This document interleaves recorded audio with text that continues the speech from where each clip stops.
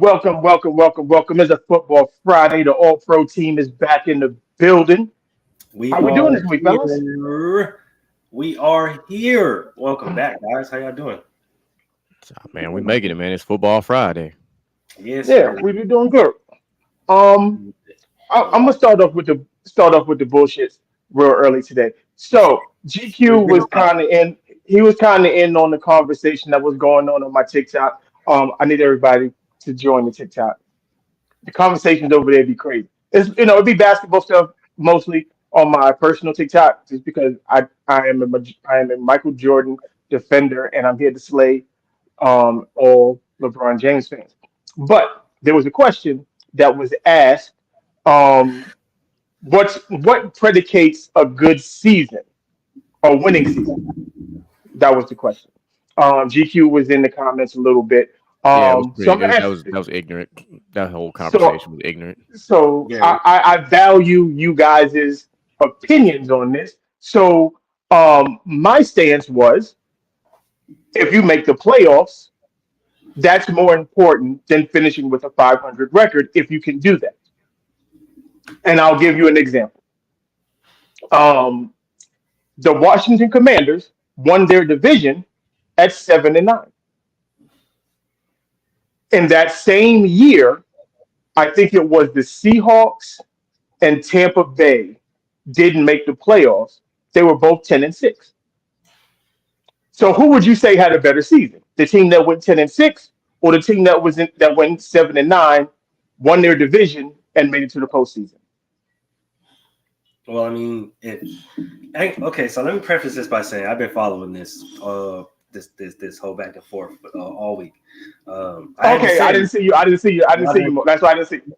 I ain't say anything. I've just been following along. I've just been in the background, just kind of floating around, seeing whatever, seeing what's going on and whatnot. But I've been there. I've been there, Mel. I've been there, Mel. You know what I'm saying? Just in the background. But I will preface this by saying,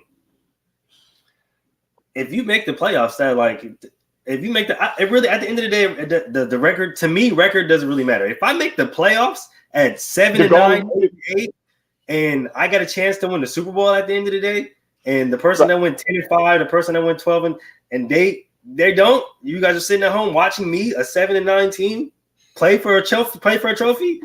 At the end of the day, my season is better than yours. Like, there's no way you can try to swing it to try to be like, oh well, we still had a better record. But if I win the Super Bowl at the end of it, what does your record mean? What does your record mean? I mean, shit. Look at that Giants team specifically. Boom, literally. Like there's your most obvious example. A team that had a losing record, was a wild card team, lost to the team that they beat in the Super Bowl in like week 16, I believe it was. But went on a run, a masterful run at that, and then won the Super Bowl. So, and that's all I wanted to get out. Just laid down, or what would you have rather this scenario be like? Oh, we're already losing. Let's just tank. Exactly. But had they tanked, the Patriots would have had an undefeated record and an undefeated Super Bowl. Let me bring up an example real quick, right? Because a lot of people seem to forget this, right? Like, when you start off the season rough, right? Like, for example, RG3's rookie year, right? They started off 3-6, right? Mm-hmm. Now they could have just said, "Fuck it, season's over. We're going to pack it in." They capped off a 6-game winning streak. Ended up going 10-6, I believe. 10-6, yep. 10-6, and going to the playoffs.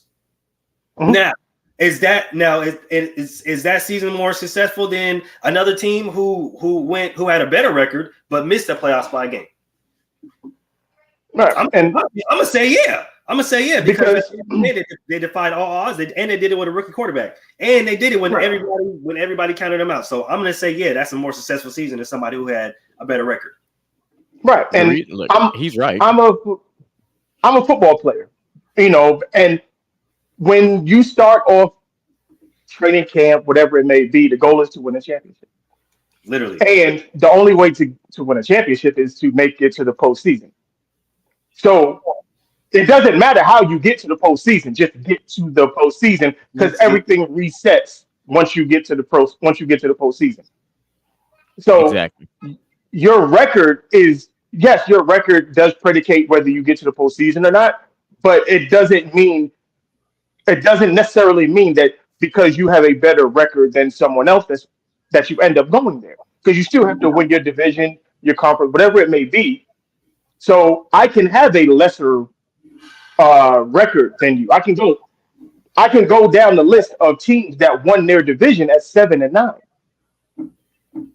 Like, But I mean, your examples in the conversation were perfect because the NBA is like the perfect parallel about this. You can have a losing record in one conference, make the playoffs, and have a relatively high seed, and you can have a very good record in the West at this time. Because I was following the examples you were using, but then you could not make the playoffs. You can win 48 games in the West and not make the playoffs, whereas in the East you'd be a number 2, number 1 possible seed. Right, and the thing is, what people don't understand when I say who had the better season.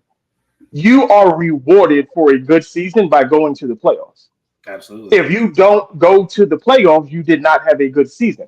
You can have a plus 500 record and someone have a negative 500 record, and that team makes the playoffs. That team's season was better than yours.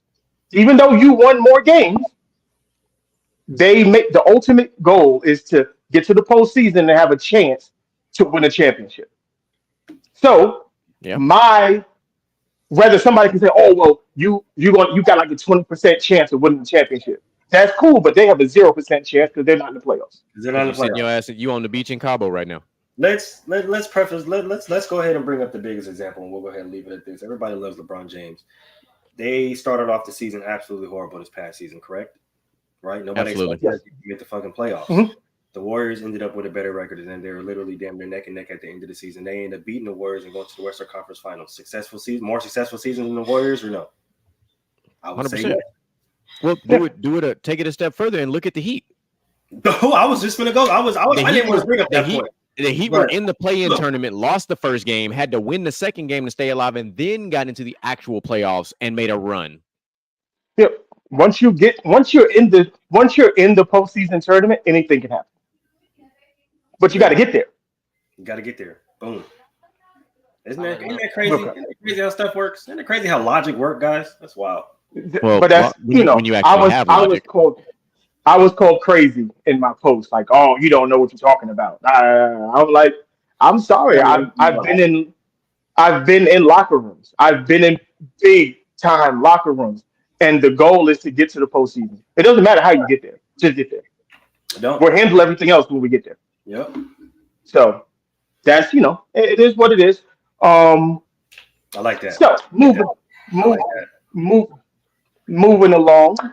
Let's get to Saquon Barkley. Would you or would you have not signed a 1-year deal if you were in Saquon Barkley's shoes? I really don't even understand what happened. I'm not even gonna lie to you. Reading the contract, I was hoping somebody here could break it down for me better because I was confused. Allow me to try. I'm not gonna say I got it perfect, but the way the contract was designed and written is by him not signing the franchise tender, he actually gave himself a chance to make more money. So on the franchise tag, he would have made $10.02 million for the season. Flat out. That's what happened. No incentives, no nothing. With this second contract that he signed now, there's actual incentives tied to it, which is where the $900 additional $1,000 or up to $1 million based on incentives and how the team's success is. So he basically set himself up to get a little bit of extra money in a 1-year deal.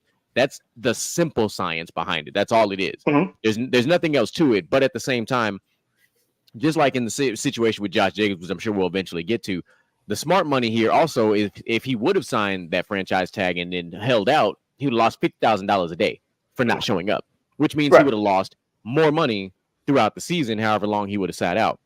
So it sucks that he had to go about it this way, but this was the only way for him to maximize money in a 1-year deal.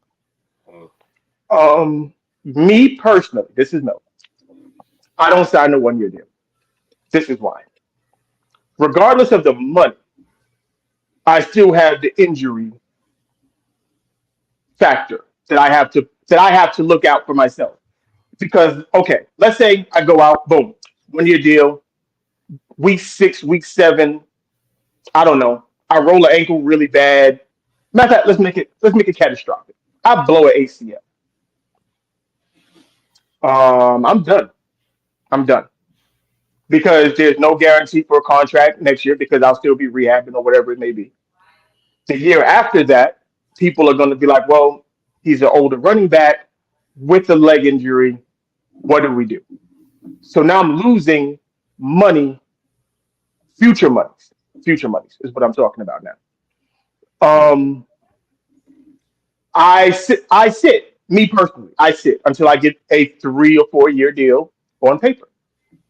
I let the Giants go out week one against the Cowboys without me and get their boots rocked. I go out week two. I sit out week two. Again, I forgot who they played week two. Let them get their boots rocked. Let Daniel Jones look every bit of the non-starting quarterback that he is. Because my value goes up. The worse he plays, every game we lose, my value goes up. And I ride that wave out. And if worst case scenario, let's just say I do sit out a whole season. I'm a healthy 100% running back going into next season with everybody trying to buy my services. From good Yeah. teams to bad teams. Except that the Giants can still franchise him again. There's nothing in this No, 1 year deal that says he can't be franchised again. You can be franchised twice. It happened to Kirk Cousins. Happened to lots of players. no. But that's what I'm saying. That's why he doesn't. That's why you don't sign the deal. You just rock out. You don't. Worst case scenario, you don't. You sit out this whole season. But that means you become a free agent. You become a free agent next season. Worst case scenario. But So you try the Le'Veon Bell approach, and then you see where it got him. It got him to be an afterthought. well, he chose. No, he took the money. He went into it. He took the money in a bad situation. He should have never went to the Jets. But That's at this just point, like unfortunately, the way the market and the way things are going, no one's going to pay a running back at this point, and they don't have to. And it's not like I'm not being like an ass when I say that, but it's just the way. Like a lot of people have problems with what Jim Irsay said on Twitter. I don't, because he's not wrong. We just don't want to hear it. But it's the well. truth. Think about Like they had a collective bargaining agreement. It took a very long time to come to the agreement, and there were no discussions at that time.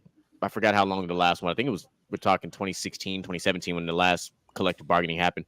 But there was no discussion about upping the wages of certain positions. Like there wasn't a conversation about that. Like it didn't happen. So right, and it's true, and it's real. I just because the way I look at it is we'll get to jet ski gate in a minute, but let's just say Saquon never signs his deal. Naheem Hines gets hurt in the jet ski accident. You don't think the Bills make that phone call? anything's possible. But you still have to offer him a contract that's worth him. He doesn't have a no trade clause, so the Giants don't have to trade him either. Like they don't have to do anything.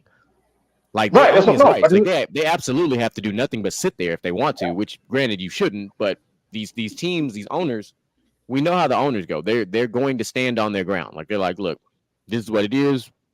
I'm not going to pay this guy. I don't have to, because unfortunately, the last 9 Super Bowl winning running backs, none of them were top 10 running backs. Not a single one of them. Not at the time. Now, earlier in their careers, like Leonard Fournette, he was at a point in time, but obviously he won much later. LeGarrette Blount, another guy. He had 3 Super Bowls in the last, like he in a big span, but he was never a top, like that top of the line guy, like this type of a situation. So it's one of those scenarios again where it's like, what do we do with these top tier guys? Because they're suffering for putting up these phenomenal numbers, but there are teams that are winning Super Bowls like the Chiefs with a 7th round running back who's putting up pretty much middle of the pack, just good enough numbers to help me get to where I need to get. But that's because most, if not all, of the top tier running backs don't have a top tier quarterback. I can probably name you 2. One now, that would be Nick Chubb in Cleveland Yeah. with Deshaun. Everybody else, they don't have a top tier quarterback. So, and the only other one besides that was, I would say, Aaron Jones, but Aaron Rodgers is on the Jets now. Well, I mean, for a while, I mean, say what you want about Kirk Cousins, but I mean, Dalvin Cook had a better quarterback than most of these, top tier running backs had. Yeah, but he's a mid. Kirk Cousins is a mid-level quarterback. I wouldn't call him a top 5, top 10 quarterback. Well, his career numbers will say otherwise. Like he quietly puts up these. Now, granted, his postseason success and some of his primetime success is not all that, but this is a consistent 4,000-yard quarterback, and most I teams mean, but barely have that. but given the climate of the NFL, I mean, that's what I mean, I'm not gonna say most dudes, but as much as he does throw the ball, I mean, I would hope that you throw for 4,000 yards. Does I would getting hope hurt anyway. future running Yep. back when they try to get a deal? Does what Saquon did hurt future running backs as far as trying to get that long term deal, trying to get the money as far as the long term deal? Does this hurt them? It'll hurt future running backs if Saquon doesn't produce because essentially what he's doing is banking on himself. He's saying I can go out and get you 1,300 on the ground, another 6 to 7 in the air, and be the same type of productive back that I was when I'm 100% healthy. And you're going to have to pay me for that if I go out there and I do it. Now, if he goes out and he runs for, let's just say he barely cracks 1,000, he gets like 1050, another 400 in the air. They're going to look at that like, well, we can replace that. Mm. Well, so here's the thing. This is why there's no end in sight for this whole thing. I just wanted to look it up and see. The current CBA doesn't expire until March of 2030. Saquon won't even be in the league in 2030. No. No. So this like there's like I said, there's nothing. The owners can literally sit here because this was collectively bargained. They don't have to do anything until 2030. They can sit there. So when 2030 comes around, though, and I was thinking about this earlier in the car when I was driving, and I was like, this is where this whole 2030 thing. Now, this is where the Kirk Cousins deal becomes one of the most important contracts that ever happened. And it's a guaranteed money thing, because now you're starting to see a lot more players get fully guaranteed contracts. Not as big as his. Obviously, Deshaun Watson is an outlier, but for the most part, a lot of teams are paying these players as fully guaranteed money. Here's where I think it can backfire now on the owners, not the players. 2030, now a lot more players can sit out than previous because they got fully guaranteed money. They're not waiting on a check because that money's already been guaranteed. They've already signed for it. It's already been paid out. So now when this collective bargaining happens, like, listen, the first thing we want to do is we want to negotiate, X, Y, Z, whatever the case might be.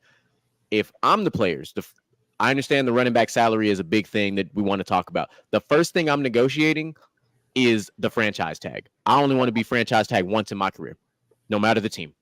That's the first thing I want to. I just say get rid of it altogether. The owners won't let it happen. Yeah, you'll never. But if I can limit it to where the Kirk Cousins situation never happens again. But if I'm a Saquon, or let's say I'm a Bijan Robinson. I was about to say take a guy like Bijan Robinson. And let's say I play my rookie deal out and I get franchise tag. You know what? Don't worry about it. I'll play on that franchise tag because now I get to leave on my own accord. Mm-hmm. Because you can only franchise me once. Right. That, or I want it written in my contract that way that I can only be franchised once. I will put language in my contract. That's what I would. Because that's you. The players they've got to argue to get back more leverage. Right now, they don't have any leverage. They have none. Absolutely none, except for holding out, sitting out. But that doesn't really hurt the team as much as it hurts the player themselves because the NFL is a revolving door of talent, and we know this. Like, we know this for a fact that there's always talented players coming into the league. Now, granted, generational talent is one thing, but just regular talent is another thing. There's always the next guy up. Now, I'm not sitting there telling you if your top 5 receivers in the NFL all sit out, that there's 5 guys coming out of the draft that can replace him. No, I'm not saying that. But while those rookies come in 5 years from now, they'll be the big dogs. And then as the big dogs that are already there retired, those new guys will take over. And it's just, we've seen this. We've all been NFL fans for a very long time. We know how it goes. I would use if I'm a player right now, and there's a big gap. There's 2 positions right now that are, I would say, outpacing other positions as far as pay go, and it's astronomical, and it weighs too much on other positions. That would be quarterback. And do y'all know what the highest paid position in the league is? Is it D tackle? Left tackle. Oh, okay. I mean, left tackle honestly, because I seen. Well, Aaron Donald's making 31. Quinnen's now making like 29, well, and then on a the whole, guy behind him on a whole. on a But I whole, can also, the average left tackle makes about $9 million a year. I can understand why you would pay a left tackle that much, though, and we know this for the importance of that position, because you have to have security to protect the investment that is No, your quarterback, 100%. 100, But again, 100%. it takes away from the value of the running back because the running back also has to do the same thing in blitz That was my pickup, in regular that was pass my point. pro, Yep. because he's typically right next to the quarterback, which means that defensive end that beats that lineman off the snap with a full head of steam. Now that running back's got to come in and try to slow that guy down so his quarterback can get out of trouble. But again, I'm expecting my running back, let's just say my running back, to pass protect, pass block, run block for whatever type of play might go on. But then I also want you to swing out. I want you to catch passes. I want you to line up in the slot, and I want you to run routes against As if linebackers and stuff as if you're a everything that you receiver. Yeah, but I want to pay you the smallest number I can possibly that's pay you. that's where I was getting with it. Is like the running backs right now are probably the most versatile players on the offense because they have to do everything. Yeah. They have to be able to run the ball like a running back, catch like a wide receiver, and then you're asking them to block as well. Mm-hmm. But you're telling them they're the least valuable person on the team, and that's crazy. Because On the offense, anyway. because I can go find somebody in the draft. I'm like, yeah, you can. I'm not saying you can't find a running back in the draft because later in the draft, excuse me, but you still have, just like every single position in football, those tier 1 players. And those tier 1 players 100% should be rewarded for being those guys. Yep. Like the days where we just forget, it's like it's almost like we're trying to make running backs a legitimate afterthought. Like we're just trying to forget the guys like Emmett and Walter Payton. Like we're trying to forget these guys existed. Like at a time when the running back was arguably the most important position on the field. Now where it's like the running back is irrelevant as some tight ends on some teams. True. Well, think about it. Just think where it started. It started with the fullback. It did. The fullback is like non-existent, except for like the Niners who still use Kyle Juszczyk. Yep, but there is a resurgence of the fullback coming back. The Falcons did for a while too. They had a Pro Bowl, a guy who was a Pro Bowl fullback too. The Raiders, Jakub Johnson. But I mean, even still, there was a point in time where like the hybrid of both those positions, the running back and the fullback, and we had Mike Allstott, who was literally a hybrid. He was like, all right, I'm gonna line you up a fullback. No, I'm gonna line you up as a running back. And Peyton Hillis was like that. Peyton Hillis was definitely like that. So I don't know. I really do think in the running backs coming out in the next 3 years are going to be very important. Their production and what they do over these next 3 years is going to really help or hurt the push to get the running backs where they should be. If Bijan Robinson, what's the kid from Alabama? Jameer Gibbs. Jahmyr Gibbs. Jahmyr Gibbs. We need those guys. They got to come out these next 3 years and ball out their minds, and then the guys behind them have to come out and ball out of their minds, so that the league and the organization can say, you know what, maybe we have been completely undervaluing what these guys bring to the team. Because if Bijan and Jahmyr, they come out and they both, let's say both. This is totally theoretical, and I hate doing this. Hypothetical. I hate doing it. Let's say both of them come out, they rookie season, nothing crazy. Let's say they both rush for 1,100 yards, but get 700 to 800 yards receiving. And they continue that for 2 to 3 years. Averaging 2,000 yards from scrimmage. From scrimmage. Let's say, from scrimmage, let's say 2,200 from scrimmage. 2,200. You can that's a lot of production coming out of that position. That's a lot. And they're gonna say franchise tag. But at some point, but then come 2030, like we said, let's just say they take the road that the actors are taking. All the running backs, fullbacks, and the wide receivers like Deebo Samuel, who they move around a lot. They all say, fuck it. We're not playing unless we get this shit fixed. You're gonna start seeing backup to the backup receivers or so, or backup tight ends playing running back till they figure something out. Until one of them motherfuckers get hit. And then like, you know what? Yeah, nah, I'm not doing it. Because at some point, like they have to, the positions and the players are going to have to stand up. And just, I'm not saying that you have to pay them astronomical amounts of money. They just need to be paid more than what they are currently getting paid right now. And the guys that are the elites running backs, pay them what they're worth. If you can tell me that Kirk Cousins, and this is no slight against Kirk Cousins, I'm not saying that he is worth when he signed his contract $96 million guaranteed, but a guy like Derrick Henry is not. That's crazy. So, Well, take it a slightly different step. Justin Herbert just got paid for what? 262. No, I'm saying, but for what? To lose in a playoff game and get, but a guy like Saquon who's already put up the numbers. Granted, the injuries happen, but like Justin Herbert's in year 3 and he's already getting a massive contract, $40+ million a year. Yep. But this is what we talked about last week. Your contract is based on what you have already done. It's not what you're about to do. It's what you've already done.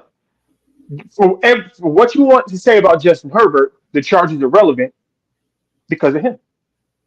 The Chargers also have their, and like I said, I blame it on the head coach, but the head coach is retarded. Yeah, he's absolutely retarded.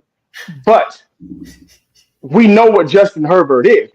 They're paying him for what he has done and what they project him to do down the line. Why can't they have that same vision and revisionist history when it comes to running backs? Like Nick Chubb, his contract should have gotten redone already. 100%. You know what I'm saying? Like his contract should have been redone. Say what you want, Miles Sanders should not have been expendable in Philadelphia. No. And I'm sure you guys have seen the reports already that come out too that Carolina wants to use him as a 3-down back just like he was in Philly, which means he's going to be another of. And Miles Sanders has a very unique skill set because he's not as big as your big running backs, but he's not as small as some of your really small. He is literally that guy in the middle who can he's go right in the middle, but he can also swing out and catch passes and make a lot of cats miss and be a very good running back. And he's going to be a good weapon for a young quarterback like that in Carolina. Mm-hmm.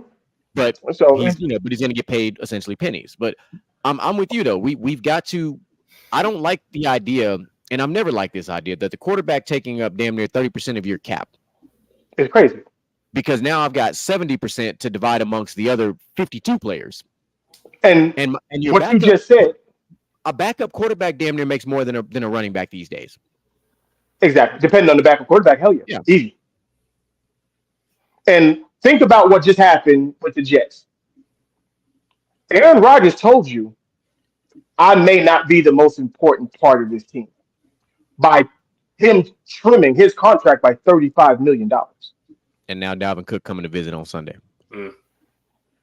Like that lets you know that even he, at some point, you realize I shouldn't be making all this money because all of the dudes around me, I got to keep those guys. I need those guys. Listen, if we didn't learn, if no one has learned yet, Tom Brady laid the blueprint for everybody. Tom Brady laid the blueprint for everybody because and so he took that contract and he took those pay cuts. And people always because his wife makes all this money. No. Because at the end of the day, what did it get him? All them pay cuts. Multiple Think about it. Super Bowls. Multiple. Not like one or two. Like let's not one or two. He got multiple Super Bowls because the team had so much cap flexibility to bring in players, like to bring in guys. You don't bring in Randy Moss if Tom Brady's not taking a pay cut. You already had Gronk in house. You had a rookie Julian Edelman already there that you drafted, Like you had Danny Amendola who was already there. Wes Welker was already getting ready to be gone because he's getting ready to eventually go with Peyton Manning and company. Like so. You had the extra money to bring in and pay that defense because that defense was a massive part of the dynasty. And you're kind of seeing it in Kansas City because Mahomes' contract looks ridiculous, but then when you actually read the contract, it's really not. It's very team friendly. And he's already restructured it multiple times. Right. And that's the way to go. And Rodgers knows. Rodgers is 40. Come on, bro. How many years you really? Think You're about not gonna play. You're not gonna play as long as Tom did. You're not gonna make it to no. 45. You're not gonna make it And to think about it. 45. There's multiple. I mean, I'm gonna take it to basketball right now. But when the Bulls won 72 games, that team, Michael Jordan only made $2.5 million that year. That's true. Like Yeah. 2.5. He was considered the greatest basketball player. He's making $2.5 million. He was like the 38th highest paid player in the NBA at the time. Oh yeah. Like when you have the goal is when you got that guy, most of the times that guy is willing. He knows. Let's keep everybody around me. Let's rock out. And then because most of your money, we've seen this from a lot of great basketball players, football players. They tell you they don't even cash out on their league checks. It's endorsement money. It's all of the other money that they use. Endorsement money. Yep. I remember in an interview, Alvin Kamara was like, "I ain't touched none of my game checks." He's No, like, no, he don't touch. he said, all my game checks, they just sit in the bank. I was like, the money I spend is off of the endorsement because you got to look at the market you're in too. Like if you're in a place like Louisiana, if you're in a place like Texas, or in California, New York, you telling me the off the field money you gonna make ain't gonna be stupid? Come on now. Brand deals, Michael Jordan, all that social media deals, commercial. Yeah, while Michael Jordan was making $2 million, and Jerry Krause said it. He said Mike came into the office and told me, said, "Pay everybody else, and you give me what's left over." He said because he was making $60 million a year from Nike. Yep. But here's the issue, and it's not the issue is not with Jordan. The issue is the current generation is they want to secure their bag for their brand. They're not thinking about it long term and thinking about it in the here and now, and that's fine. But also be fine with not possibly winning a championship because what comes with that? If I'm a professional athlete, my main goal is to try to win a championship. 100% every day, all day. Like because at the end of the day, I can play for 15 years and make all this bread and have 0 championships. Now what? What you get from it? What you get from like that? 20 years from now, nobody's gonna remember you. But like when you get it, when you win a championship, you are now enshrined in a very rare air of people. Not everybody that plays in the NFL and the NBA or MLB or professional sports wins a championship. It doesn't happen. It just doesn't. There are lots of the greatest players to never win rings conversations who should have won rings conversations. Charles Barkley get roasted. Guys who did everything the right way. Just circumstances. Jim Kelly, we don't talk about Jim Kelly in the way that we should talk about Jim Kelly. Literally. That's a big fact. I'm not even lying to you. Like we don't do it with a terminal illness, and we don't give him his flowers for making the Super Bowl 4 times in a row. Like all of this stuff that they're doing today to hurry up offenses, that shit started with the K gun in Buffalo. Mm-hmm. Like all of that, that's why they went to 4 straight Super Bowls. It was very hard for teams to figure that shit out. And he was the spearhead of all of that. But if he wins 1 Super Bowl, we talk about him differently. Dan Marino, if he wins 1 Super Bowl, we talk about Dan Marino. Just think how differently we talk about John Elway because he won those 2 Super Bowls. Remember, there was a 30 for 30 about that draft from Elway to Marino because Marino was taking like number 27 in that draft. Had he been drafted, just for the sake of discussion, just thinking about that, if he had been drafted by like even the Jets at that time, he changes the trajectory of NFL history. Literally. My God. Because he could have even been drafted to the Patriots at the time. We took easily in that draft, specifically. I just remember this just from reading. But obviously we didn't necessarily need a quarterback given our situation. But had we taken Marino over easily, who's to say the Patriots wouldn't have just taken off even sooner type of thing? You know what I'm saying? Like, right. Of course, we're talking revisionist history, but it's all about where you get drafted. That does play a factor. Yep. And he's look, trust me, Dan Marino in Miami is a god. 100%. He don't pay for shit. Quite literally. So, but imagine if he was throwing for 5,000 yards in 1983. That shit was unheard of. And we never talk about just how accurate this man was with the ball. Like, the accuracy was stupid. That's like why in his release, he had one of the best throws of football. He had he still for a long time he had one of the fastest releases amongst quarterbacks until like I think right around that time where like the late 90s when people started saying, oh, there's actually somebody throwing a little bit faster than Marino, but that's how long it took because his release was stupid. And this is in a time when we were more focused on running the ball, having elite defenses. Like we only threw when we needed to for the sake of play action. We know play action is like a timeless thing in football. It's been around for like forever.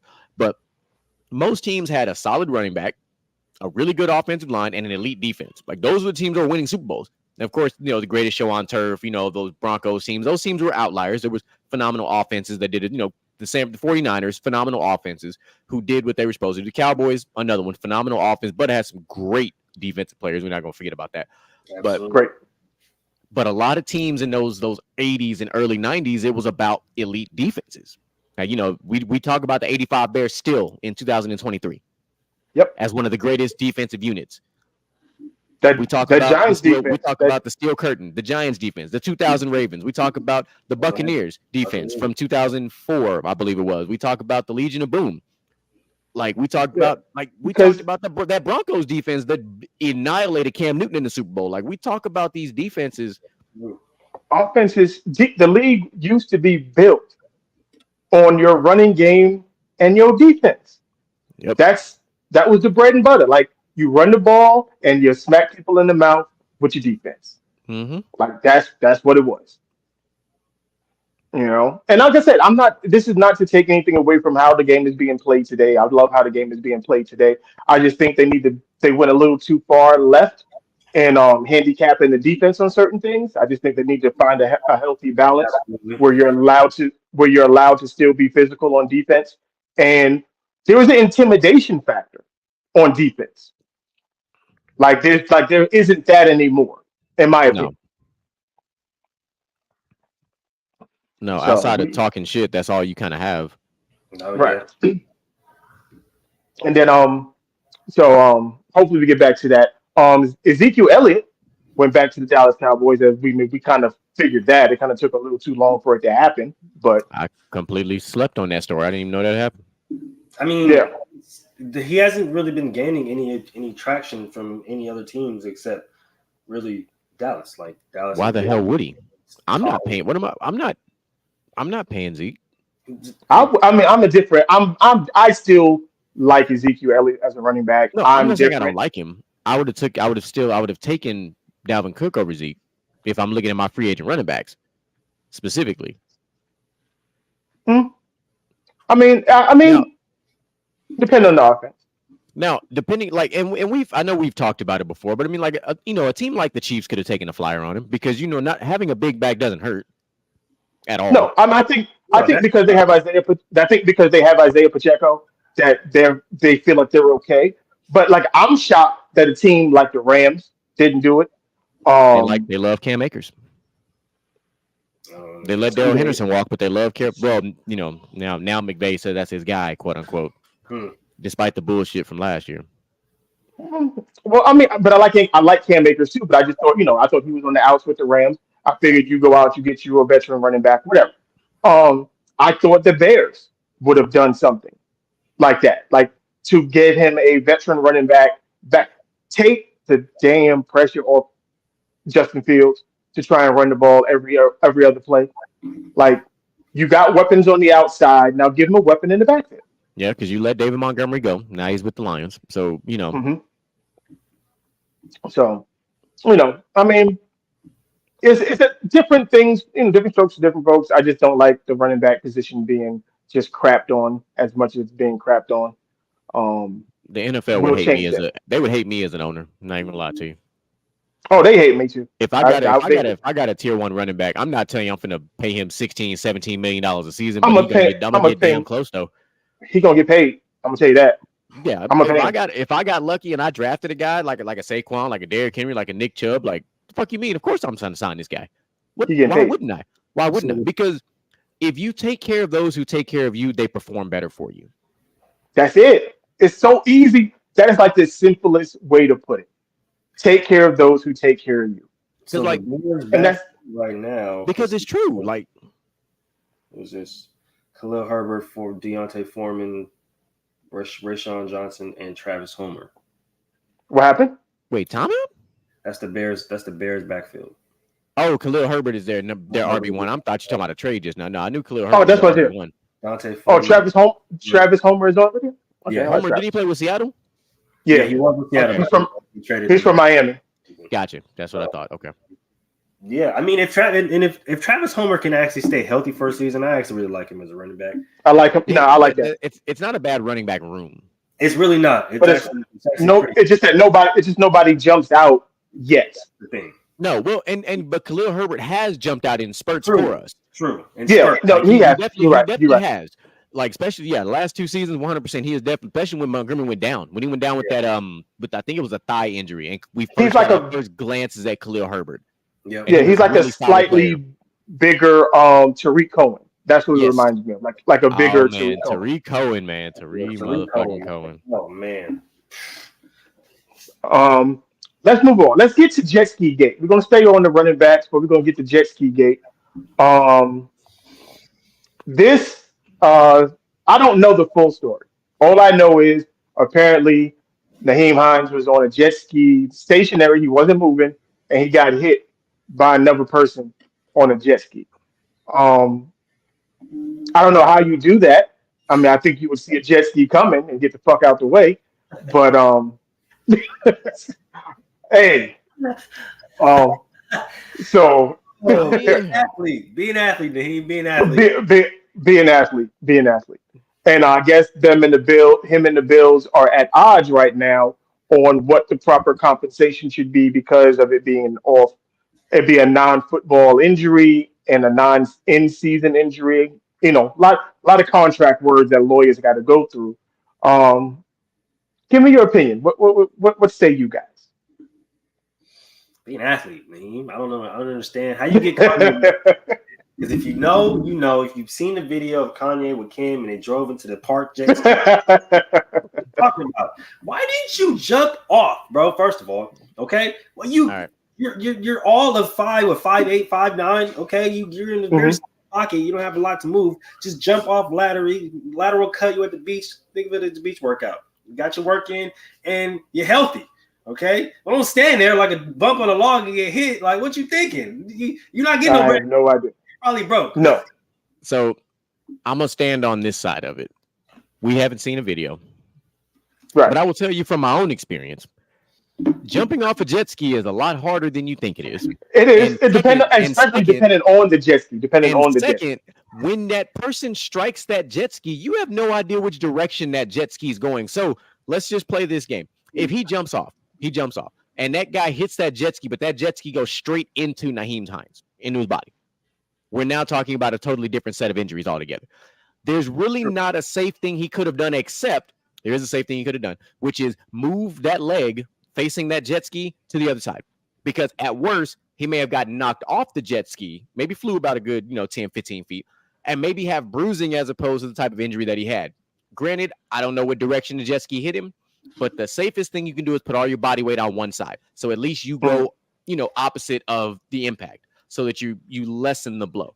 I'd rather be bruised up as a running back, which you're going to be bruised up for 16 weeks anyway, than whatever injury he suffered, because that's a big deal. Did they say what injury he did suffer? No, I have a story pulled up, but it keeps just saying non-football injury. Everything keeps saying non-football. None of it says like exact, but leg injury. It doesn't say broken leg. It doesn't say. It just says he suffered serious but non-life-threatening injury. So he injured his knee. That's the big thing. It's a serious injury, but it includes his knee. So, okay. So he suffered an ACL injury to his left knee. So he got hit. Yeah. So How convenient. How conveniently inconvenient for a running back to get his ACL jacked up. That's right. How I see it. But that's so. I mean, there's no right way out of a situation like that, because I'm telling you right now, things in the water move faster than people think. Oh, they absolutely do. As somebody who enjoys being out on the water, like jet skis move fast as shit. There ain't no wheels on them things. Oh yeah, no, it's a motorcycle on water. And they bounce a lot. They sure do. Like and them bitches pick up speed. like speed. They go yeah, fast. They go fast. They go real fast for driving a jet ski too fast. So them bitches go pretty damn fast. And not to mention, we have to think about it too. There may or may not have been alcohol involved. Not on the Naheem Hines side of it, but maybe, and possibly the driver. So if I've been drinking like I am right now, and I see a jet ski coming, your reaction time is slowed, and we know this. Science has backed this up. When you're drinking, your reaction time is 100% slowed. So what if he did? He was stationary and he reacted, but he reacted so slow that you didn't see it, and he just got direct impact. Now, how far was that's the whole thing. We don't. That's the thing. Nobody knows because that there's stuff. no video. There's no video. But once a video comes out, because you know it's going to happen, a video is going to come out, and then we're going to deep dive into this motherfucker and be like, absolutely. Because I'm like, how far away did this jet ski come? Like it was like a quick bow and just to the knee, like it's highly possible they could have just been going and then just veered because it's the water. Yeah, and there's no lanes in the water. There's just go, and maybe he was trying to avoided the buoy and hit Naheem Hines. You know what I'm saying? Like there's lots of things that could have happened in this particular situation. A lot of people would like to go to the extreme, but I've seen jet ski accidents where they're two literally sitting right next to each other in the water, floating. Yeah, one dude over revs the ignition, and they literally slam into each other like that quick, that close, and there's more damage. People are hurt. It's a crazy scene, and they're 5, maybe 3 yards away from each other. You know what I'm saying? Like it can happen that fast. So it's like. That's the reason why I just because like we don't really know. It could have literally just been they were sitting right next to each other in the water, and he revved the engine and then bowed, took out his knee just like that. So it's like we really don't know what happened. It's just we have to ask these questions just to kind of see, come up with some. If I know the Buffalo front office, they was like, first of all, your ass should have been in training camp. You shouldn't have been in the water. But Well, it sucks that he's a running back. Oh, you're a running back? Are you expendable? We're not going to pay you this money. Exactly. That's around because I'm like, damn, man, you're a running back. Had this been a more notable player, I don't think we have this discussion as far as them not wanting to pay him. Now, I don't know what the NFL's language is. I know they were big about NFL players playing basketball in the offseason. They were like, nah, stop that shit. Jet skis and motorcycles are off limits. Even though that quarterback Richardson was out there playing basketball, knowing good and hell well. That's why we don't see very many of the Myles Garrett videos no more, because they made and when Patrick Mahomes played basketball, the whole fucking world went like, oh my God, why is he out there playing basketball in the offseason? Because he's a fucking human being. That's why. Well, I think you're allowed to play basketball. You're not allowed to play. I forgot how it's either recreational or organized. It's one of the two. Like I forgot how it works. It's got to be organized because recreational is just like us going to the gym and hooping. Like that's recreational. Right. Because I think most of these videos are recreational. So I think there's a big difference between them going to like a LA Fitness or them playing it like in a celebrity game. I think they look at it totally different. But I do know motorcycles and jet skis. Big no. They don't play those. Big no. You ain't gonna catch me on no motorcycle anyway, and I'm terrified of motorcycles. Like, nah, fam, that ain't. No, I'm a motorcycle guy, so that ain't my thing. I've seen too many injuries, and nope. I've been a part of a couple. Like, it is what it is. But I am a water sports guy. I'm not even gonna sit here in front. I love my jet skis and I love my boats. On the cruise, we was on them ATVs. We was flying around St. Martin. See, now ATVs is different. Now I get down on ATVs. Now I tears it up on the ATV. Put me in a Polaris Ranger. Like I fucks with those things. 4 wheels, I'm with it. 2 wheels, I get down on a dirt bike. A motorcycle, I tell my mom all the time I'm not ready for that. A dirt bike. I'm more worried about dirt bikes than street bikes. I'd rather get on the street bike than a dirt bike. I love dirt bikes are crazy. Dirt bikes are crazy. See, and that's yeah. So all right. Well, let's keep it moving. To my mom on her Harley, and like, nah, you're insane with that. I can't do that. Yeah. So let's keep it on the injury front. Joe Burrow seems to has a calf, which is kind of scary if you know what the calf can be attached to. Everything. And it was a non-contact thing. He literally just took a drop back, moved out to his right, and the second he took that step, Came up lame. Hey man, So people are sleeping on this heat in the summertime, man. I don't care what state you in, boy. It is abnormally hot everywhere. It is. Y'all better be And drinking water. if your hydration is not optimal, hey man, that calf will go quick. Oh, real quick. And then the next is Anthony, and you don't want that to happen. And for those who don't pay attention very much to the human body, the anatomy, however you want to look at it, that calf is attached to the soleus. The soleus is in front of the calf, and then it also is attached to the hamstring, which is in turn attached to your ass, also known as the gluteus maximus and gluteus minimus. So if your calf is strained, everything hurts because that pain shoots up, and it hurts a lot. Yep. So I haven't heard a timeline on Joe Burrow yet. He is shut down for the rest of training camp. Yep, rest of training camp. That came out earlier today. I did see that. He's like, there's no other than that. There's absolutely no time to it. But he is shut down for the training camp. As of right now, we don't. As of right now, he obviously wasn't going to play during preseason. But no, the dude's he's taken like 3 total snaps in the preseason, like since he's been in the NFL. Yeah, so there was no possible way. Just coming off what the reporters in Cincinnati have been saying, he obviously wasn't going to be playing preseason. Even if he was healthy, he wasn't going to play in preseason. But you're talking about a calf strain, which is a minimum of 4 to 6 weeks anyway. Exactly. So now we're probably going to speculate him missing at least 4, maybe 5 weeks in the regular season, just so they're sure, because as we said, that calf can be very, very.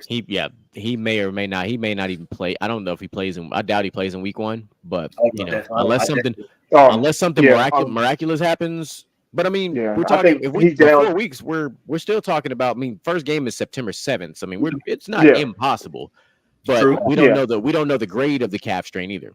That would tell us a lot more. If it's a grade 1, grade 2, if it's a grade 1, he could do it. Grade 2, grade 2, no. Grade 2, he'd be out till week 5. Absolutely, absolutely, easily. And then, so we'll keep an eye on that. The Dolphins are in. This is they're in a Vice, Miami Vice. Little pun there. I see what you did there. Jay Ram, he's out indefinitely for 6 to 8 weeks. Yep, he's gone. Got his legs tangled up with Tyreek Hill during just a routine drill, and got legs caught up, and then he is having his meniscus repaired. They don't know the extent of the injury until they open it up and see. Initial reports say that he is out till December. We'll know more once they actually. Oh damn! They said December. The first thing I saw was 6 to 8.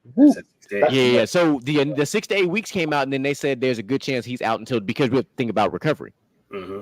Now you have surgery involved. So and it's a meniscus. Meniscuses vary amongst people in general. Ask Adrian Peterson. Like we ain't all got bionic fucking legs like him.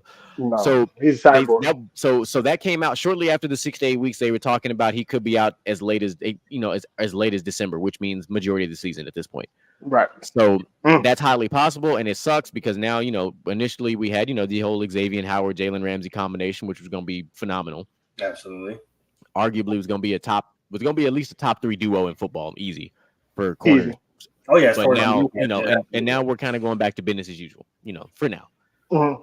So there's that. But I know you want to get to the best part of all this injury news, though. Well, I don't know. Oh, we're talking about Mr. Purdy. That's what I'm saying. Mullers might not like it, that's the best part about this whole thing. I'm excited. I got a few nuggets in my DMs as of recent. I've been on the Purdy train. I love me some Brock Purdy. I know his sample size is not as big as most people would like it to be, but if there's one thing we know about Kyle Shanahan in particular, Kyle Shanahan gets every single bit of maximized out of any type of quarterback. And Brock Purdy, every single quarterback, even guys that have no business, they wouldn't start on any other team. They wouldn't. No, Kirk Cousins is in the NFL still because of like a guy like Mullins won games for them. Like Jimmy G has a top 5 winning percentage of all time because of Kyle Shanahan. And partly because of the Patriots too, but mostly because of San Francisco. But here's why I'm such a Purdy fan. Even in that short window that we've had and the Kyle Shanahan offense, it's just the way that he plays the game. He maximizes all the weapons. And that's the thing that I liked about it, because even Jimmy G's favorite target, and we knew this, was George Kittle, 100%. But you had Deebo Samuel, and you had these other guys. when Purdy came into the mix, the ball was spread out. The offense felt like the offense. Yes, and if you spread the ball out with the weapons that the Niners have, you become a very, very dangerous team. Because my attention goes, oh, do I deal with McCaffrey in the backfield? Oh, no, I have Kittle running the seam. Oh, shit, I got Deebo Samuel running a fucking motion across the middle of the field. Oh, no, Brandon Ayuk just beat me for 70 yards down the field. What do I do? You know what I'm saying? Like, What do you do? Because you're no longer star-centric. Because you now have to mold your offensive and defensive game plans around what the hell is Brock Purdy going to do now? And he took care of the ball. He tried to play with a jacked-up elbow, knowing good and hell well he wasn't going to be able to throw that ball. He tried. And he got legs. Ask Josh Allen what happened when he jacked with a jacked up elbow. I'm not even gonna lie to you. He got tagged on that hit. Oh yeah, no. Tagged is you being nice. You being nice. Listen, this show is not for kids. He got fucked up. Absolute under. That's the type of play in practice would have caused the offense and defense to get into a fight. Oh no, we would have been fading. Yeah. Instant fades on site. Offense and defense would have been brawling. Coaches might have been fighting. Like that. That's the type of hit that was. But now the question becomes so when the depth chart comes out is when we really know what's up. Because does Sam Darnold move down to 3? Is Trey Lance 2? Is Trey Lance 1? Is Brock Purdy 1? Oh, Sam Darnold definitely goes to number 3. I was going to say, at this point, the way Trey Lance has been, I guess there's been a lot of talk as the way Trey Lance has been just climbing throughout the offseason. There's no hope for Sam Darnold. I'm not even gonna lie to you. Like, no, I think, but the question still becomes between Trey Lance and Brock Purdy. Because I think what happens. I'm gonna tell you what happens. Biggest thing right there. I'm gonna tell you what happens, and I think I said this during the season last year when Kyler got hurt, and I was just like, you know what? If I'm the 49ers, Trey Lance is still an unknown, so his value is still kind of high. He now becomes trade bait in the sense of you can get a second, third round pick or a couple picks for him to a team that needs a quarterback. I still try to push for a first round pick. I'm not even gonna lie to you. I would push for it. I'm starting with a first rounder. And if somehow, some way, Arizona dumbasses would part ways with their first round pick, which might turn into the number 1 pick. We ain't got to that part of the conversation yet. We will when the season gets closer. Because they're definitely going to be in the Caleb Williams discussion, along with these other 2 teams that I've already written down. But I don't know what the hell to do about Kyler. I really don't. Kyler has all the talent in the world to be one of the top quarterbacks in the game. He does, but he still acts like a fucking kid. He acts like a child. Yeah. Like he acts, and I'm gonna be real harsh about this. He acts like Zach Wilson did last year. Because there's no accountability. Because that was the worst thing I had ever seen from a player is when your quarterback does not take accountability in a situation, especially in a press conference. That right there, if I'm a defensive player, I'm like, nah, fuck that guy. I ain't rocking with him. If I'm the offensive line, I ain't rocking with him. He don't even take accountability. Like, look at every single one of your great quarterbacks, even your mid-tier quarterbacks. A guy like Kirk Cousins will take blame if, he fucked up. But Zach Wilson was trying to play that super entitlement game, like his shit don't stank. When first of all, fam, like you weren't that good. Like let's stop it. You weren't that good in college because you ain't get a single natty, not even a natty appearance. Like let's stop acting like you were just like the next best thing coming into the NFL because you weren't at all. At least in Kyler's defense, Kyler was the most and is still the most winningest quarterback in the state of Texas. That's still a thing. That has not changed. That has not changed. That will not change anytime soon. I don't think if y'all have not seen the film of Kyler in high school, I'm telling you right now, you have no idea. You want to talk about a human joystick, a human cheat code. Kyler Murray was that. Because when you 5'2" and you that fast, that man could get to the edge faster than anybody I've ever seen in my life. So but yeah, I do think, and I'm with you, Mel. I believe that if anything, if I believe Purdy's my guy, I want Trey Lance's trade bait. I do. Yeah. But the only way to get his value up is to get him on the field. Yeah, all you gotta do is talk about him. You do, but you also got to put him on the field during the preseason. You got to kind of got to manipulate some shit in the regular season. You can't just let him sit there because teams have to see what they're trying to get. Like A if I'm healthy keeping it quarterback. buck, yeah, which is that first a healthy quarterback, yes, but I've got to see what can he do with the ball in his hands. What he can do, what he can't do, because we know from college he's got good mobility. We've seen that the mobility is good. The arm is not bad. With the right situation, I think he could be solid. Like I think he would fit really well with before the draft. Obviously, I said he would have fit really well with a team like Tennessee. That was just the way I saw it. Mm-hmm. Tennessee needed a There was a quarterback, few, there was a few teams I thought that he could have been. You know, but Tennessee drafted the weight room guy. Mm-hmm. They didn't draft a quarterback; they drafted a weight room guy. Brady Quinn all over again. Oh God, Brady! Why you had to do that? If you don't know what OG Mel talking about, just go look it up. I'm gonna leave it at that. If you don't know anything about Brady Quinn, he's more than just a face on Saturday morning college football Look, news. if somebody was ever gonna play Superman outside of Dean King, it would have been Brady. Okay, you know what? You're not wrong. He kind of had the jawline for it too, so you're not wrong. Mm-hmm. Oh no, he definitely had the jawline for it. We was just talking about jawlines on the last pod when we was talking about the Crimson Chin. Yeah, Crimson Chin. You can definitely go wake up on Saturday morning and see college football, and see that defined right there. Bow. Kind of had that. But he also got that politician look on his face too, though. So it's like, yeah. If it was a real life Ken, though, it'd be Brady Quinn. Damn, Brady Quinn taking strays and didn't even know it. All types of strays. He give Ryan Gosling a run for his money in a new movie. I'm not gonna lie. You know what? I don't know, man. I don't know, man. Ryan Gosling, that man has some hella definition going on. I don't know, man. That's hard. Like that man shit is speaking to you from both sides. Like it's like, he ain't lying. But that is funny. I'm gonna take a seat now because Mel is about to go in on Northwestern. Where we gonna go? Oh, we're gonna go Northwestern. We've been holding on. We've been holding on to Northwestern for like 2 weeks. Like, and I know you were just ready. So I'm gonna sit back and just listen. All right. So I have a problem with some of this stuff. So I guess there's been hazing allegations that were thrown around.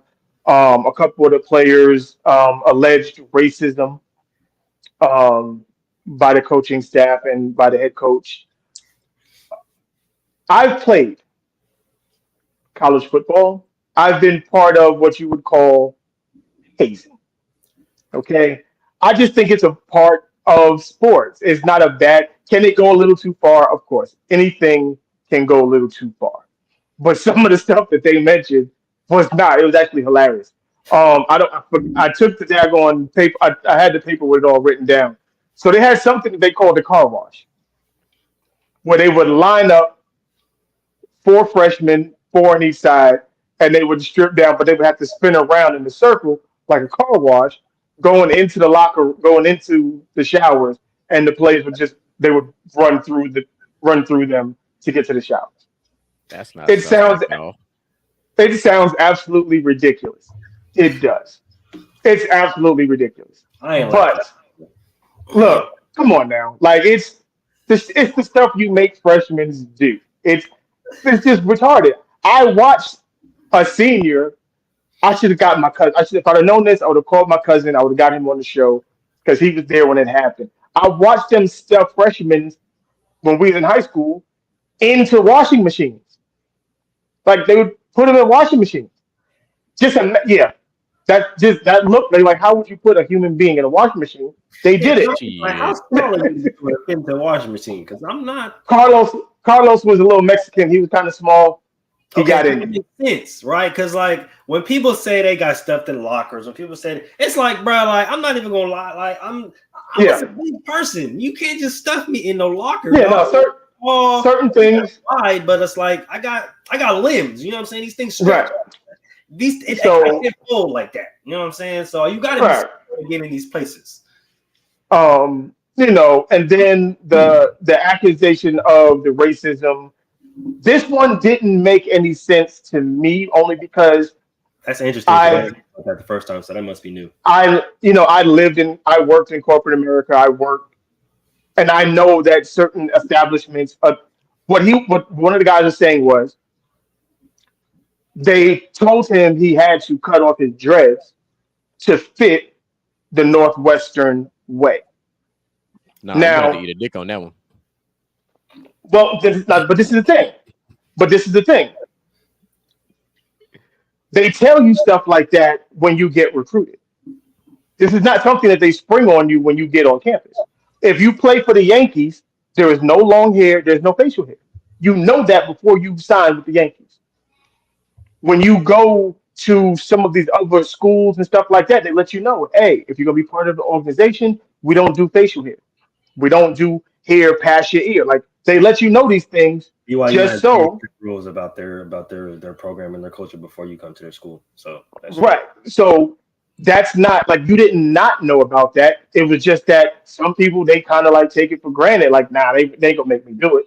Nah, they gonna make you cut that shit. You know, they're gonna make you cut your hair. Now you had two options. You either cut your hair or you just transfer. It's easy money. Yeah. That's easy money. Like I wouldn't call it racism. I'm just that's just he told you what it was. That's their standard for that school.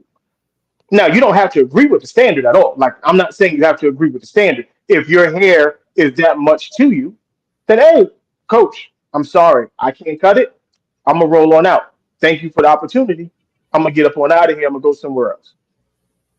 Like that's just the way I would handle it. I don't look at because and maybe it's the older Melvin Nope, now that's the way I speaking. handled it. That's the way I handled it.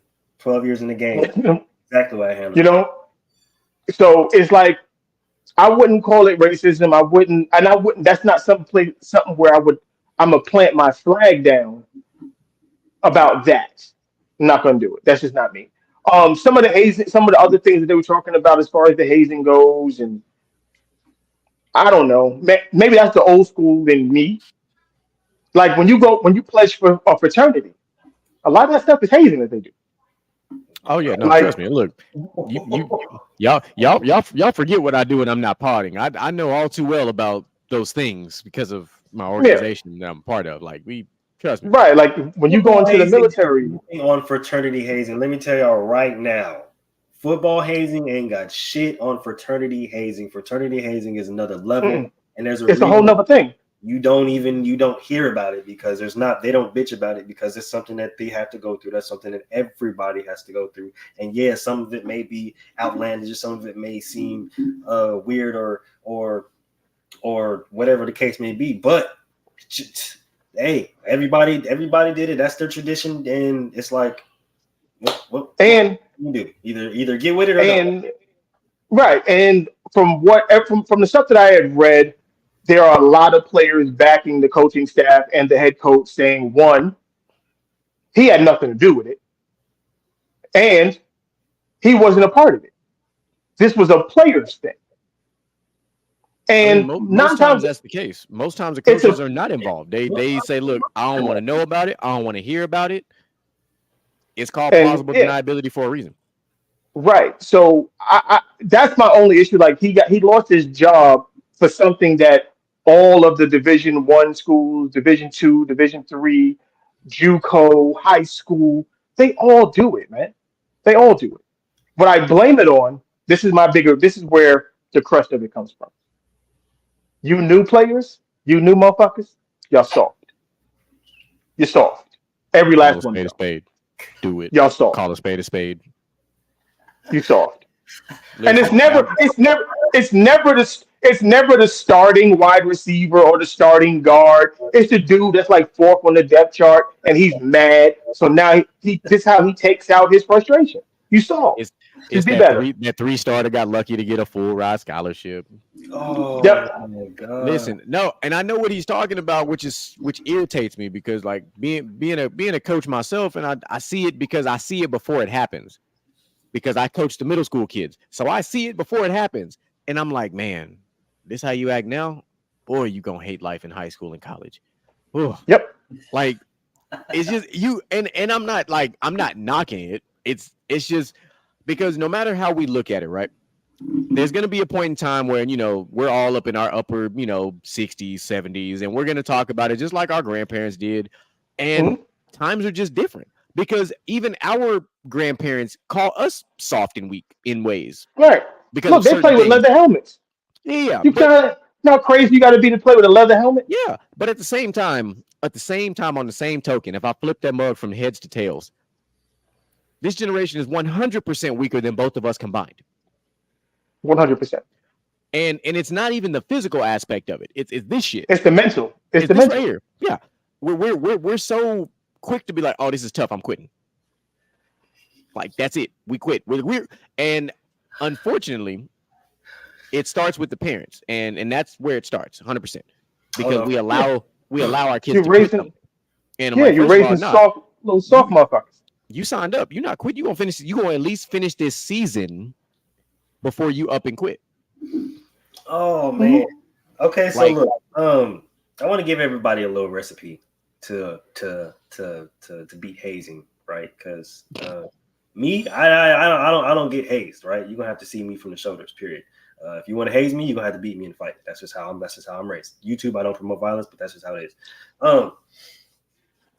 Teach your children how to fight, bro. I say it all day to be bullying, to be hazing, to be whatever the heck you need. Teach your child how to not only take a punch, but to throw a punch and throw a punch correctly. Because a lot of y'all motherfuckers can't fight. Don't know how to throw it. Don't know how to throw a punch. I suggest you take stop learning from these influencers. Okay?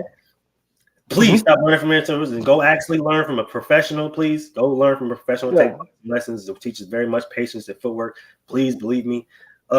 Teach your kids how to fight, bro. And if you are one of these kids who got so much of a problem with hazing, go get martial arts lessons, go learn boxing, and tell somebody if they want to haze you, they're gonna have to see you from the shoulders. Because I guarantee a lot of them dudes don't like to fight; they just like to play around. That's what it is. Yeah, and it's just Listen, it's and on true. top of it, You off from the shoulders. You're gonna be known as a team fighter, and nobody gonna mess with you. And they're gonna call you for backup. So people look at me crazy when I tell them, listen, my 2-year-old daughter is about to start tumbling. Do you know what the transition from her tumbling is going to be? From tumbling to Brazilian Jiu-Jitsu. Why? Because 85% of fights end up on their fucking back and on the ground. on the ground. So guess what? When that little boy try to fuck around and find out, and she drag your ass to the ground and choke you the fuck out with your t-shirt, understand what happened. Yeah, and when I get that phone call, I'm gonna laugh. I'm like, what did that boy do? I'm gonna give you part B of this. If you don't want to fight, hey, you know who doesn't get hazed? The best player on the field.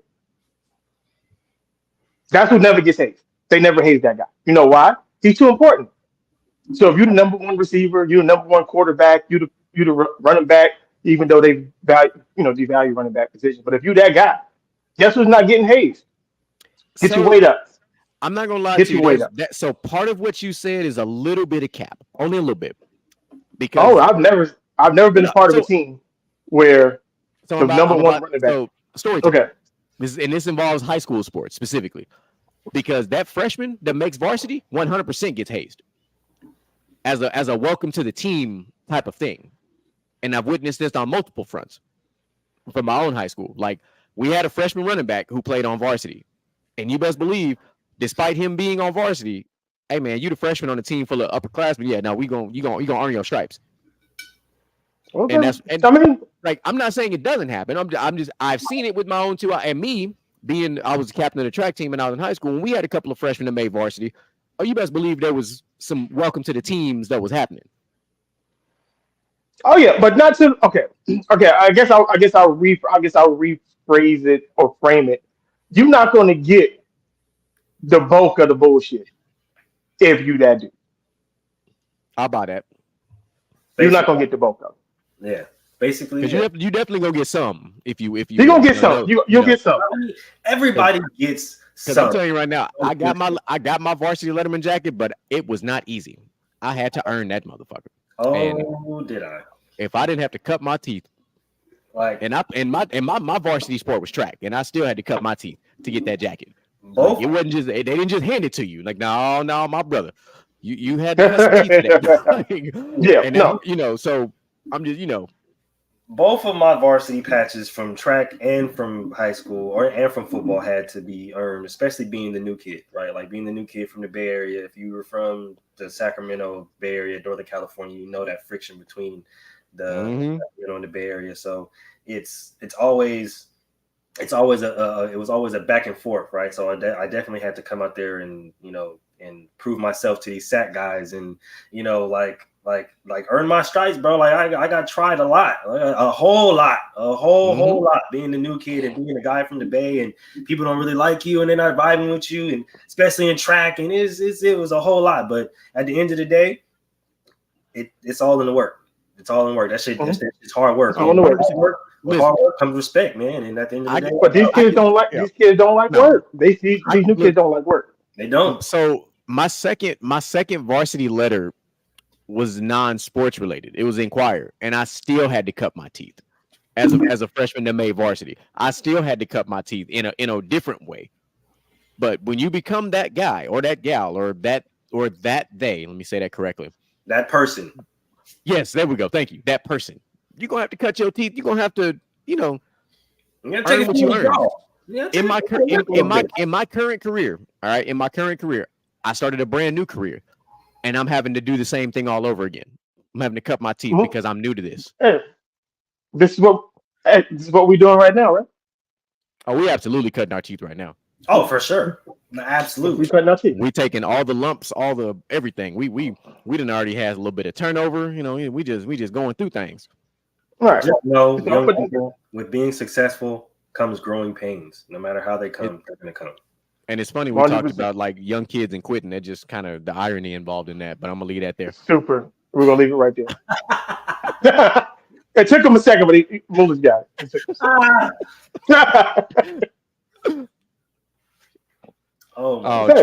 Troy, don't clip that. Don't clip that. Hey, no. Hey, where we at right now? 16:45. Hold on. 16:45.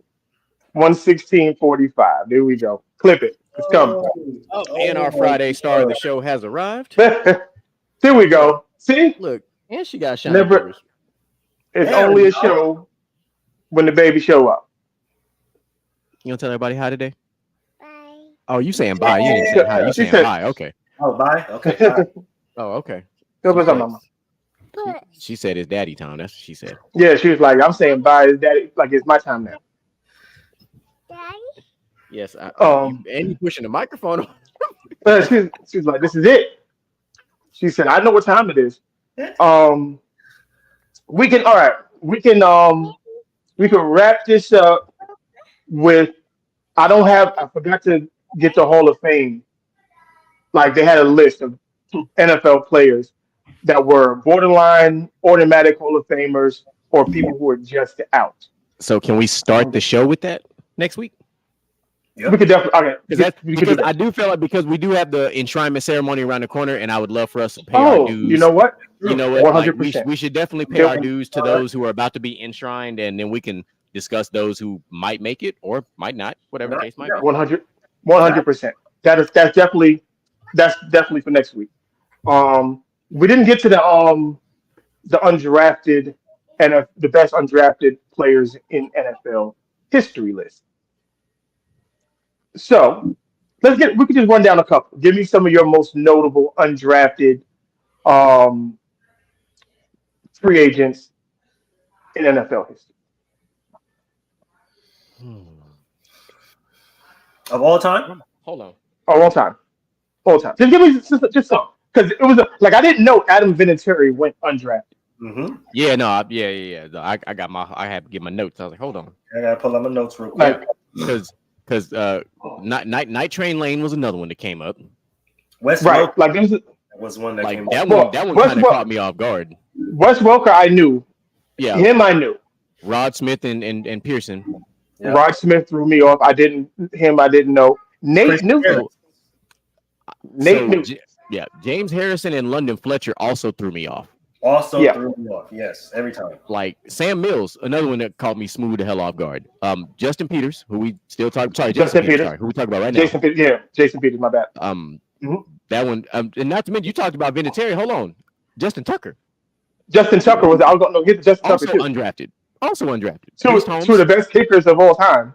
Priest undrafted. Arian Foster and LeGarrette Blount all went undrafted. And LeGarrette Blount is a multi-time Super Bowl champion. Yeah, we got like 3, right? Yeah, he has 3. Yeah, Warren Moon that went undrafted, crazy. Which is after. We knew why. We knew why. Yeah, but then the Kurt Warner one we knew. There's a whole story about that, and of course Tony Romo. Like you can't forget about Tony Romo. Tony Romo definitely in the modern era of all of your undrafted players in the modern era definitely maximized everything you can maximize. Every bit of that. 100%. Well, him and Adam Vinatieri, realistically. I would say that, yeah. Well, hell, and Justin Tucker, but Justin Tucker like does not miss. The dude has like the greatest like field goal make percentage in NFL history, and it's like absolutely ridiculous. And it's stupid. Like, and then it's so bad that he had I watched this it was two seasons ago. So Bleacher Report does a thing where you can come on and like up your Madden ratings or whatever. Mm-hmm. And he did not like his kick power rating. And he went on to upgrade his kick power. Well, his kick power should be at 99. Oh, he legitimately did it because he kicked like a 58-yard field goal and smoked that motherfucker and got his kick power kicked this. Didn't he kick like a 66 one last year? Mm-hmm. Yeah, in the game. I'm talking about during this little Bleacher Report Madden ratings thing. Yeah. Oh, I'm just saying in real life, like he kicked he did. But like they still, despite all that, gave him a low kick power rating on Madden, and he didn't. He didn't like. He went out there, felt disrespected. Went out there and boomed that motherfucker 58 yards. And was like, put my shit up. Fix that. Fix that. He also improved his throw power and throw accuracy rating because it was like stupidly. It was obviously a kicker. He doesn't do that, but he was like, fuck it, just do it. I'm gonna go ahead and do it. Just see if he can do it. And he moved his shit up into like I think it was like 30 and 35 or some shit. Like it was like 15 and 15 before that. So he like doubled all that shit too. So yeah. And another one, Victor Cruz. I like Victor Cruz. I like Victor Cruz. The salsa man. Salsa. That's another guy. I ain't gonna lie. That's still one of the coldest celebrations, like amongst players. Yeah. Like that man scored that. I mean, just to hit it so smooth. You know what I'm saying? Hit it so smooth. That's the thing, right? Like as soon as he scores, he's going right into it. Bow. Yeah, it doesn't help that his last name is Cruz. Like that makes it even more of a thing. Like his last name is Cruz. You're like, where you get that flavor? Where you get that flavor from? Dog? Right. I got Antonio Gates. That's another good one. Yeah. That's those basketball players turned tight ends, elite tight ends at that. Mm-hmm. Yep. Who else was on that list? Willie Brown. Willie Wood, man. Willie Wood. I almost forgot about that one. Yep. Chris Harris. Yeah, I named Chris Harris. Oh, you got Chris Harris? Yeah. Okay. And Bart Scott. Almost forgot about that one too. Bart Scott, J.C. Jackson. And Ryan Clark. Ryan Clark. Mm-hmm. Ryan Clark is a big one. Shout out to my boy RC. Yeah, Brian Waters, old school player, but really, really phenomenal offensive guard. Brian Waters is crazy. Oh, you had Nate Newton too on top of that, which is like Yeah. John Randall, defensive tackle. John Randall, yeah, crazy ass. Joe Jacoby. Yep, Joe Jacoby, offensive tackle. Jeff Saturday. Oh wow, I did not know that. Mm-hmm. Larry Little. Wow, that's like it's crazy. Like these undrafted players, but here's what it goes to show you, right?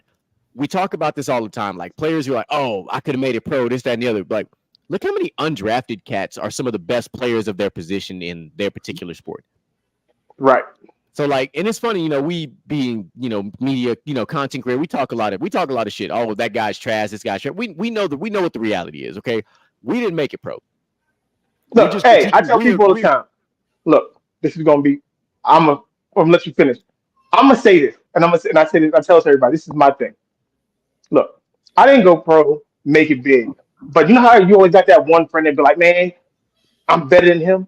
There's one person that played in the NFL that this guy that I know I am better than. It is fucking Plexico Burris. I fucked him up in practice. I shut his bitch ass down in games. I fucked Plexico Burris. The only reason why his ass is in the league is he's fucking 6'5". That is it. I bust his ass. And he know it. I know it. It is what it is. Listen, okay, Plexico, you heard that. I'm just saying if you ever want to come on and rebuttal that, we would love that. I was gonna sit my happy ass back and listen. Hey, look.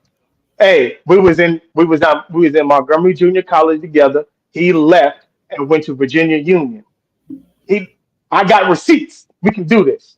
Hey, if that's the case, we pulling our receipts. Devontae Adams, come holler at me because I know you remember College of San Mateo passing tournament 2010. He bounced you in Palo Alto out the first round. Monterey Trail, a running team, and guess who was on you the whole time? It was your boy. Stop playing with me. Hey, Thompson, you can stop playing. You feel me? Who else? James Sample, you can call me too. Eric Armstead, y'all know you remember I was on your hip in the Texas Championship. You can call me too. It's all good. Come back to Sacramento, baby. It's all good. Anytime you want to get that work, I'm always ready for you. Stop playing with me. Yeah, Terrence Mitchell. Yeah, you remember that work you got in the Passion League too. Yeah, you remember that work that you got in the playoffs too. Yeah, get up out of there. Yeah, come holler at me, big dogs. I'm ready. Anytime y'all ready. Yeah. So as you can see, the smoke is being offered. And clearly we deliver faster than Amazon Prime same day shipping going on. But it's cool. I'm sorry I did that. I'm sorry. But Mel, you started something. It's all good. I just came to finish. Don't be sorry. Don't be sorry. It's Football Friday. It's all about football. So I love it. But at the end of the day, when I do it, when I specifically talk, is I have no stake in this particular argument. When I'm talking about a player and their skill level specifically, I'm talking about it in regards to their constituents, the people they play with. And I'm like, fam, you should be better, but you're not. Like, you're not. Like, I'm watching you play, and I'm like, you were drafted in the first round, but this undrafted corner is smoking your ass. Like, what the fuck is really going on? Like, that's what I'm doing. That's the type of analytics I'm giving you, is from what I'm watching from the film. Because film don't lie. Damn the numbers. Damn the numbers in this particular instance. Damn the numbers. What the film say? What the film say when y'all went 1-on-1? What that say? Plexico. What that say when we went 1-on-1? Because again, we always talk about it, right? We always talk about a guy like we're gonna talk about J. Ram, phenomenal cornerback, until it lines up against Mike Evans. So Mike Evans is everybody.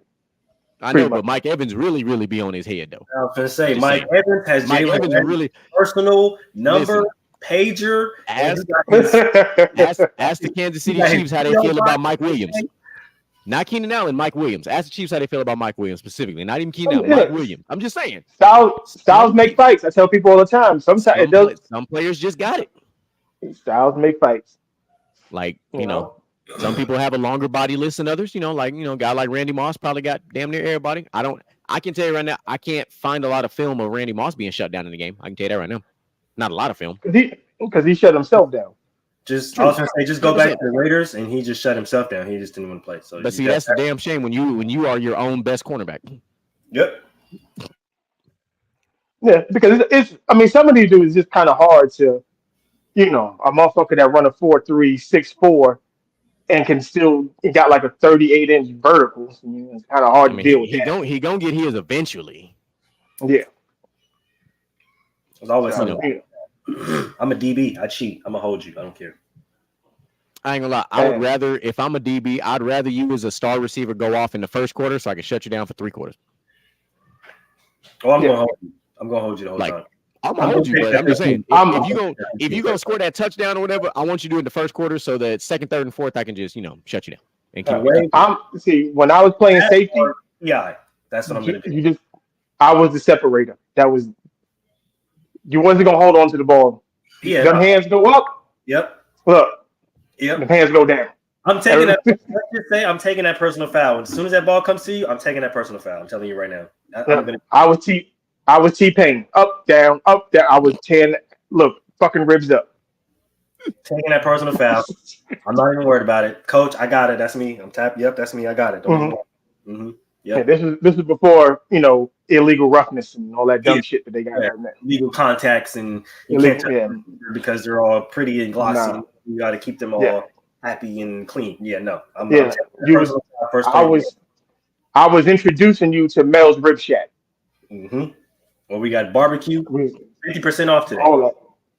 We got dry rub, all that shit. We getting hickory, all that. My boys be wilding over here, as y'all can see. On a football Friday, do you expect anything more or anything less? Look, man, football season right around the corner. Oh, we got a week until our first preseason game.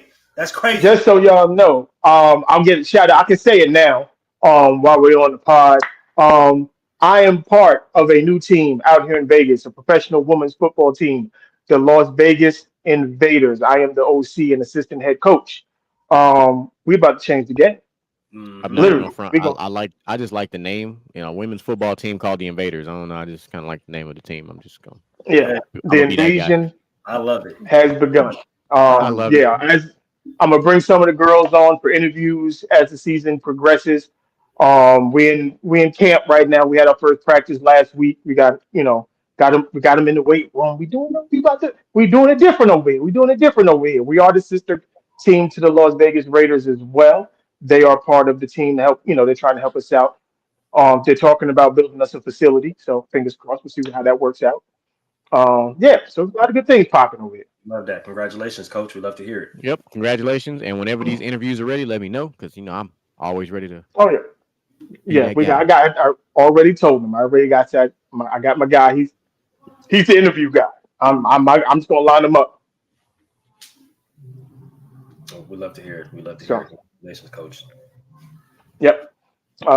So we'll tie it up in a bow right there. For the week. Next week, matter of fact, we'll be able to talk football, live football next week. After next week, because I think we have a game Thursday night. I believe so. Yeah, 100%. Yep.